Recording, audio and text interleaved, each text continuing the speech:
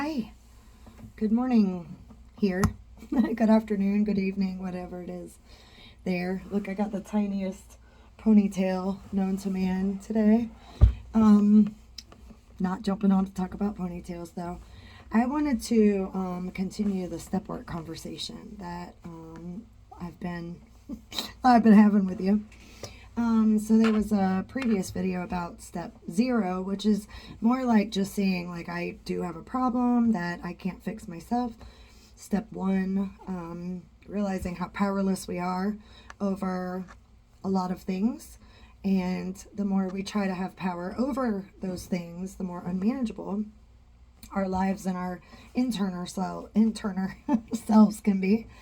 And then step 2, coming to believe in a power greater than ourselves that we define for ourselves, and that personal relationship, and that it's not a religious thing, and that all the different ideas that come in with power rather than religion. This is a spiritual journey that we're on, and so I wanted to talk about step 3. And it's really important for me to really live these steps. So I'm so grateful that I've almost been trained that no matter what the situation comes up, whether it's an internal situation or something in a relationship or something that goes on, around me or whatever, one of the first things I think of is, what am I powerless over? Because, like I just said, trying to have power over something that I don't is just going to make me more unmanageable. And so that sounds like a big old waste of time, right? Okay, so step 3 is making a decision. Now, this is not a one-time decision. This is a decision all throughout the day, internally, externally. We make a decision to turn our will in our life to the care of the higher power that we were just defining and beginning to understand. Now that relationship grows over time. So I just wanted to break down step 3, the will and life thing. Like, I felt like that was like fairy dust and cottontails, I didn't understand, like, how do I turn over, like, here's my will, here's my life.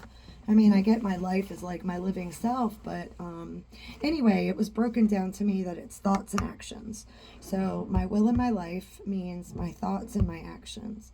Now, actions are pretty clear, right? Like, I got up this morning, I was kind to my daughter as I got her ready for school. I took care of my dogs. I, was in a good attitude. I hosted a meeting this morning, and I'm at work. Those are my actions so far today. And then jumping on here, right? But my thoughts can really go undetected. And that's where the real meat of this step for me was.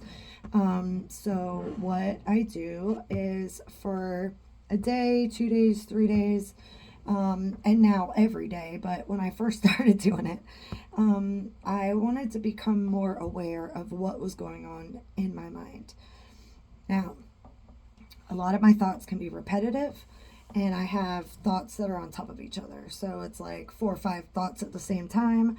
But when it comes to situations like that, because I do have mental health issues, I just kind of wait until that storm passes.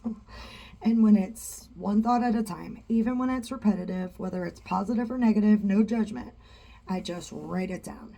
I just write down what the thought was. It can have to do with my own self-esteem. It could have to do with, the people around me, the situation. It could have to do questions, fears, emotions, whatever it is. Even when it's repetitive, I write it repetitively. And then when I get to a point where it's a good example of my thoughts, I take a deep breath, and I connect with that relationship with the higher power that I've begun to understand and I'm growing in. And I say these thoughts to my higher power, and I give my higher power a chance to respond to them. So that is making the decision to turn my thoughts over. And the reason I give it a chance for my higher power to respond to me is because it's more chances of that love and forgiveness and compassion and, you know, all the things. And my higher power's got some humor, so sometimes we kind of laugh at it. But it's really, really valuable to not just let my mind run totally wild. It is a little feral, but it's like a caged feral at this point.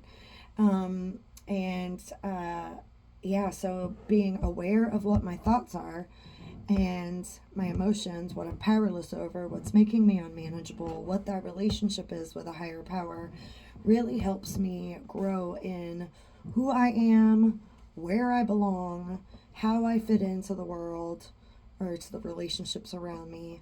And it has really begun to help me grow stronger on the insides and honestly makes addiction a little less enticing.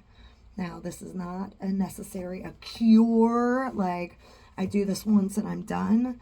No, this is, I live this out every day.